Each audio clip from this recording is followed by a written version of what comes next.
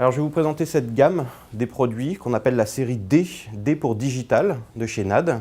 À l'occasion des 40 ans de la marque, NAD a voulu, on va dire, mettre un accent sur ces produits-là, dans le sens où il y en a un qui s'appelle le D3020. Beaucoup de puristes, diffistes se souviennent en fait de l'ampli 3020 de chez NAD, qui est vraisemblablement l'un des produits les plus vendus au monde en tant qu'amplificateur. Le D1050 est un pur DAC. Alors qu'est-ce qu'un DAC? DAC veut dire Digital Analog Converter. Donc c'est un convertisseur de fichiers numériques vers l'analogique. Donc l'analogique, c'est les fiches rouges et blanches RCA qu'on trouve à peu près partout sur les amplis.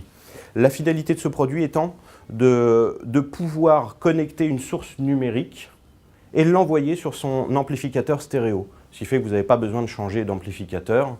Vous pouvez aisément passer les fichiers numériques en venant d'un PC, en venant d'une tablette.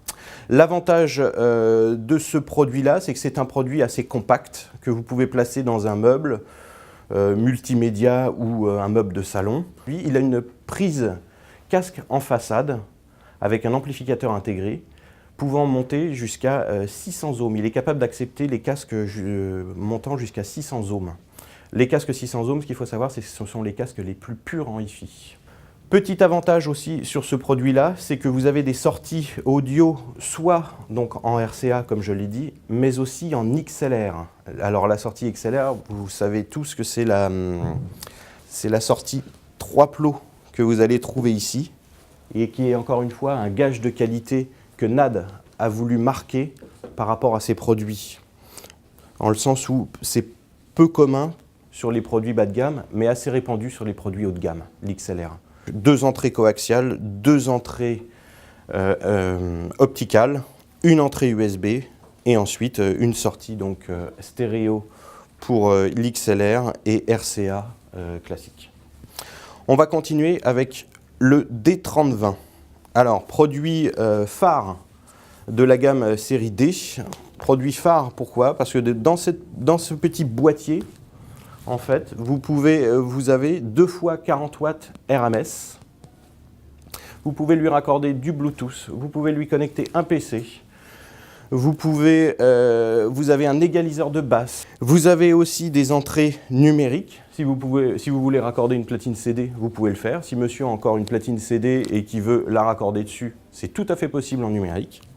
Vous avez une entrée RCA aussi pour rentrer un appareil analogique. Vous avez aussi une autre entrée auxiliaire sous forme de jack pour connecter un appareil autre que Apple, parce que tous ces produits-là sont compatibles Apple via l'USB, c'est-à-dire que si vous connectez votre produit via l'USB, clac, vous vous en servez de dock.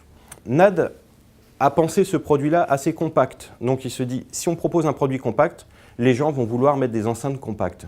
Souvent, enceinte compacte est un petit peu incompatible avec basse fréquence, c'est-à-dire le grave, et on peut le comprendre, on a une petite membrane, on ne bouge pas beaucoup d'air, donc il y a très peu de grave. NAD a compris ça et a ajouté une sortie subwoofer. L'avantage qu'il y a sur le système 2 points, c'est que non seulement vous pouvez l'écouter en stéréo avec une écoute très confortable, bien ronde, mais vous pouvez aussi le coupler à votre système TV via les entrées numériques et vous faire un système 2 points assez sympa. Le D7050, donc idem sur cette série-là, sauf que ce produit-là est plus à considérer comme une plateforme réseau amplifié, dans le sens où vous avez toute une partie réseau musical à l'intérieur, plus l'amplification. C'est-à-dire que vous pouvez mettre votre ampli dans le salon, vous avez votre unité de stockage ou votre PC dans une autre pièce, le tout peut se relier soit via le câble RJ45 en fonctionnant en réseau DLNA, soit en Wi-Fi. Il fait 2 fois 50 watts RMS. Il a aussi des sorties préampli. Ce qui fait que vous pouvez vous en servir comme préamplificateur. Toute cette gamme est évolutive. Vous pouvez vous en servir avec celui-ci comme amplificateur, dans le sens où, comme vous avez sorti préampli, vous vous connectez un gros ampli stéréo et vous pouvez vous en servir donc plateforme réseau plus préampli. Alors, les prix. Pour le DAC, on est à 549 €. Pour le D3020, on est à 599 et pour le D7050, on est à 999 €, prix public.